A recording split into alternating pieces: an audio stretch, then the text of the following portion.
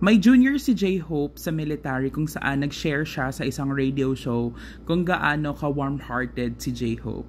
Recently lang kasi guys, diba, nag-guest si Hobie sa radio show ni Leon na close friends with Leon.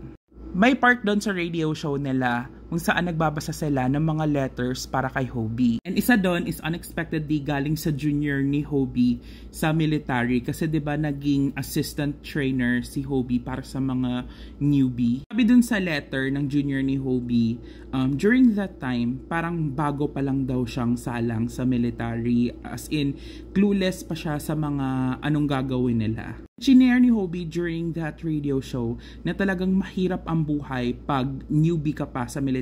Like, ang dami mong dapat matutunan, and because of the training din, talaga daw nakakapagod maging newbie sa military. Sabi nung junior ni Hobie sa letter, that time daw naka full night duty si Hobie. During that time, yung junior ni Hobie parang naka part-time night shift siya and ang pasok niya raw is 2 a.m. Kadating niya raw sa position niya, nakita daw siya ni Hobie na parang super pagod pa yung mukha, parang inaantok pa. Na-touch daw yung junior ni Hobie sa sinabi ni Hobie sa kanya during that time.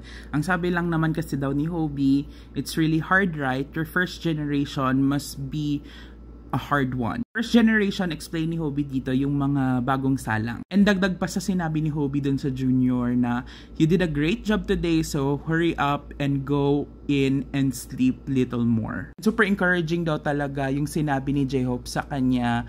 And sinabi niya pa sa letter na, I hope everyone to know that he's really a warm-hearted person. Sabi niya pa sa letter na ang dami niya din daw natutunan kay Sergeant Jung Hoosok during their time sa barracks. 자, 문자 하나 볼까요? 네, 1004+1님입니다.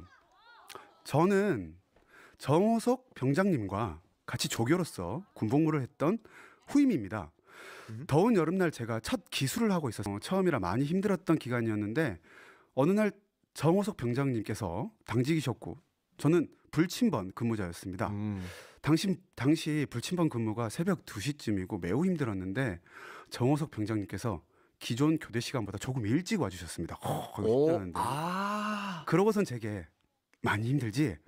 워낙 첫 기수는 고되고 힘들어. 오늘도 고생했다. 얼른 들어가서 조금이라도 더 자.